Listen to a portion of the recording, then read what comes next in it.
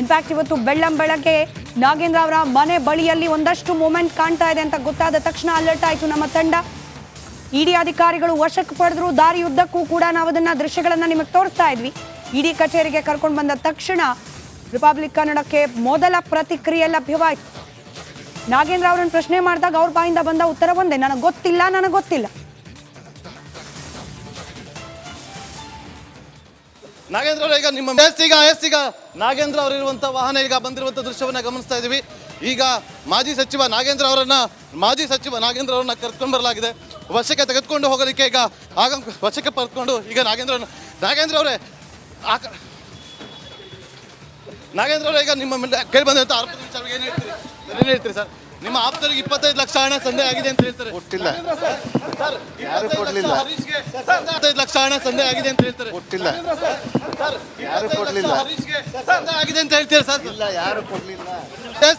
ಈಗ ನಾಗೇಂದ್ರ ಅವರು ಇರುವಂತ ವಾಹನ ನಿಮ್ಮ ಆಪ್ತರಿಗೆ 25 ಲಕ್ಷ ಹಣ ಸಂದೇಹ ಆಗಿದೆ ಅಂತ ಹೇಳ್ತಾರೆ. ಕೊಟ್ಟಿಲ್ಲ, ಯಾರು ಕೊಡ್ಲಿಲ್ಲ.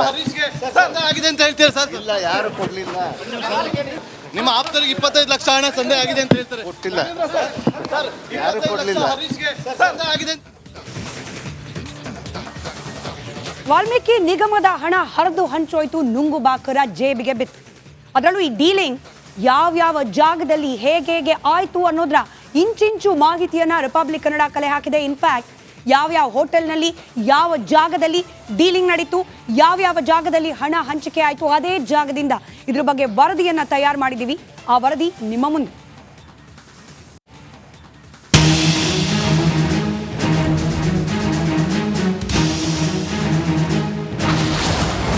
ವಾಲ್ಮೀಕಿ ನಿಗಮದ ಬ್ರಹ್ಮಾಂಡ ಭ್ರಷ್ಟಾಚಾರ ಆಗಿದ್ದು ಎಲ್ಲಿ?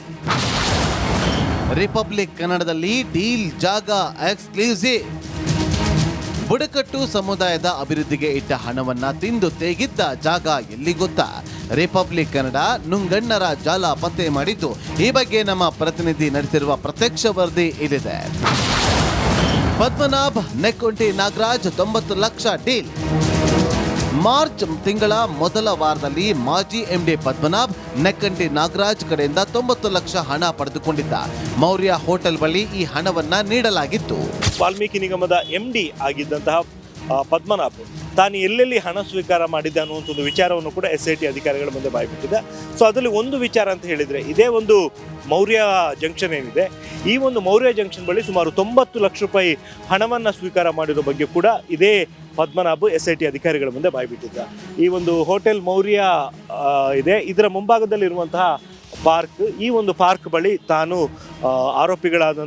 ಉಳಿದ ಆರೋಪಿಗಳಾದಂತಹ ಸತ್ಯನಾರಾಯಣ ರಾವ್, ಅದೇ ರೀತಿಯಲ್ಲಿ ನೆಕ್ಕಂಟಿ ನಾಗರಾಜ್ ಜೊತೆಗೆ ನಾಗೇಶ್ವರ ರಾವ್, ಈ 3 ಜನರು ಕೂಡ ಬಂದು ಈ ಒಂದು ಹೋಟೆಲ್ ಮುಂಭಾಗದಲ್ಲಿರುವಂತಹ ಪಾರ್ಕ್ ಏನಿದೆ, ಈ ಒಂದು ಪಾರ್ಕ್ ಬಳಿ ಸುಮಾರು 90 ಲಕ್ಷ ರೂಪಾಯಿ ಹಣವನ್ನು ತಾನು ಸ್ವೀಕಾರ ಮಾಡಿದ್ದಾಗಿ SIT ಅಧಿಕಾರಿಗಳ ಮುಂದೆ ವಿಚಾರಣೆ ವೇಳೆ ಹೇಳಿಕೊಂಡಿದ್ದ. ಈ ಒಂದು ಹೇಳಿಕೆಯನ್ನು ದಾಖಲು ಮಾಡಿಕೊಂಡಿರುವಂಥ SIT ಅಧಿಕಾರಿಗಳು ಮುಂದಿನ ದಿನಗಳಲ್ಲಿ ಇದೇ ಒಂದು ಸ್ಥಳಕ್ಕೆ ಬಂದು ಪದ್ಮನಾಭನ ಅವ್ರನ್ನು ಕೂಡ ಕರ್ಕೊಂಡ್ಬಂದು ಪಂಚನಾಮೆ ಕೂಡ ಮಾಡಿಕೊಂಡಿದ್ರು. ಸತ್ಯನಾರಾಯಣನಿಂದ ಪದ್ಮನಾಭ್ಗೆ 1.20 ಕೋಟಿ ಸ್ವೀಕಾರ. ಏಪ್ರಿಲ್ ತಿಂಗಳ ಮೊದಲ ವಾರದಲ್ಲಿ ಯಶವಂತಪುರದ ವೈಷ್ಣವಿ ಮಾಲ್ ಬಳಿ 2 ಬ್ಯಾಗ್ನಲ್ಲಿ ಪದ್ಮನಾಭ 1.20 ಕೋಟಿ ಹಾರ್ಡ್ ಕ್ಯಾಶ್ ಪಡೆದುಕೊಂಡಿದ್ರು. ಆರೋಪಿಗಳ ಕಡೆಯಿಂದ ಹಣವನ್ನು ಪಡ್ಕೊಂಡಿದ್ದ. ಅದರಲ್ಲಿ ಸುಮಾರು 1.20 ಕೋಟಿ ರೂಪಾಯಿ ಹಣವನ್ನು ತುಮಕೂರು ರಸ್ತೆಯ ಯಶವಂತಪುರ ಬಳಿ ಇರುವಂಥ ಇದೇ ಒಂದು ವೈಷ್ಣವಿ ಮಾಲ್ ಹತ್ರ ಬಂದು ಪಡ್ಕೊಂಡಿದ್ದ ಅನ್ನುವಂಥ ಒಂದು ವಿಚಾರವನ್ನು ಕೂಡ ಪದ್ಮನಾಭು ವಿಚಾರಣೆ ವೇಳೆ SIT ಅಧಿಕಾರಿಗಳ ಮುಂದೆ ತಪ್ಪೊಪ್ಪಿಕೊಂಡಿದ್ದ. ನಾವೇನೀಗ ದೃಶ್ಯಗಳಲ್ಲಿ ನೋಡ್ತಾ ಇದ್ದೀವಿ, ಇದು ತುಮಕೂರು ರಸ್ತೆಯಲ್ಲಿರುವಂತಹ ವೈಷ್ಣವಿ ಮಾಲ್. ಈ ಒಂದು ಮಾಲ್ನ ಗ್ರೌಂಡ್ ಫ್ಲೋರ್ನಲ್ಲಿ ತಾನು ಸತ್ಯನಾರಾಯಣ ವರ್ಮಾ ಕಡೆಯಿಂದ 2 ಬ್ಯಾಗ್ಗಳಲ್ಲಿ 1.20 ಕೋಟಿ ರೂಪಾಯಿ ಹಣವನ್ನು ಹಾರ್ಡ್ ಕ್ಯಾಶ್ ಪಡ್ಕೊಂಡಿದ್ದಾಗಿ ಪದ್ಮನಾಭ್ ವಿಚಾರಣೆ ವೇಳೆ ತನಿಖಾಧಿಕಾರಿಗಳ ಮುಂದೆ ಹೇಳಿದ್ದಾನೆ. ದದ್ದಲ್ ಆಪ್ತ ಪಂಪಣ್ಣಗೆ 50 ಲಕ್ಷ ನೀಡಿದ್ದ ಪದ್ಮನಾಭ್. ಏಪ್ರಿಲ್ ಕೊನೆಯ ವಾರದಲ್ಲಿ ಮಾಜಿ MD ಪದ್ಮನಾಭ್ ಶೇಷಾದ್ರಿಪುರಂನ ಸ್ಲಂ ಬೋರ್ಡ್ ಬಳಿ 50 ಲಕ್ಷ ಹಣ ಪಡೆದುಕೊಂಡಿದ್ರು. ಬಸವನಗೌಡ ದದ್ದಲ್ ಅವರ ಆಪ್ತ ಜೊತೆಗೆ ಅವರ PA ಆಗಿದ್ದಂತಹ ಪಂಪಣ್ಣ ಅವರಿಗೆ ಸುಮಾರು 50 ಲಕ್ಷ ರೂಪಾಯಿ ಹಣವನ್ನು ಕೊಟ್ಟಿರುವುದಾಗಿ ಕೂಡ ಈ ಒಂದು ಹೇಳಿಕೆಯಲ್ಲಿ ಉಲ್ಲೇಖ ಮಾಡಲಾಗಿತ್ತು. ಅದು ಕೂಡ ಬೆಂಗಳೂರಿನ ಶೇಷಾದ್ರಿಪುರಂ ಬಳಿ ಇರುವಂತಹ ಸ್ಲಂ ಬೋರ್ಡ್ ಕಚೇರಿ ಬಳಿ ಈ ಒಂದು 50 ಲಕ್ಷ ಹಣವನ್ನು ತಾನು ಕೊಟ್ಟಿದ್ದಾಗಿ ಪದ್ಮನಾಭ್ ಖುದ್ದು ತನಿಖಾಧಿಕಾರಿಗಳ ಮುಂದೆ ಹೇಳಿಕೆಯನ್ನು ನೀಡಿದ್ರು. ಈ ವಿಚಾರವನ್ನು ಕೂಡ ಈಗ ತನಿಖಾಧಿಕಾರಿಗಳು ತಮ್ಮ ತನಿಖಾ ವರದಿಯಲ್ಲಿ ಉಲ್ಲೇಖವನ್ನು ಮಾಡಿರುವಂಥದ್ದು. 50 ಲಕ್ಷ ರೂಪಾಯಿ ಹಣವನ್ನು ನೇರವಾಗಿ ಪಂಪಣ್ಣ ಅವರಿಗೆ ಕೊಟ್ಟಿರುವಂಥದ್ದು. ಇದು ಬಸವನಗೌಡ ದದ್ದಲ್ ಅವರಿಗೆ ಕೊಟ್ಟಿದ್ದೇ ಹಣವನ್ನು ನೀಡಲಾಗಿದ್ದು, ಅಥವಾ ಅವರ ಹೆಸರು ಹೇಳಿಕೊಂಡು ಅವರ ಪಿ ಆಗಿರುವಂತಹ ಪಂಪಣ್ಣ ಅವರು ಹಣವನ್ನು ಪಡ್ಕೊಂಡಿದ್ರು ಅನ್ನುವಂಥದ್ದು ಇನ್ನೂ ಕೂಡ ಸ್ಪಷ್ಟವಾಗಿಲ್ಲ. ಇನ್ನು A7 ಆರೋಪಿ ಪದ್ಮನಾಭ್ ಬಳಿ 3,62,47,200 ರೂಪಾಯಿ ಪತ್ತೆಯಾಗಿದೆ.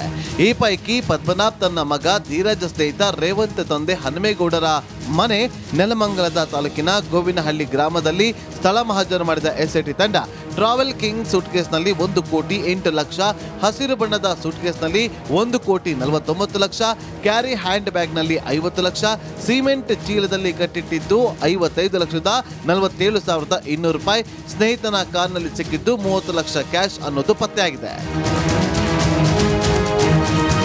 Bureau report, republic Kannada.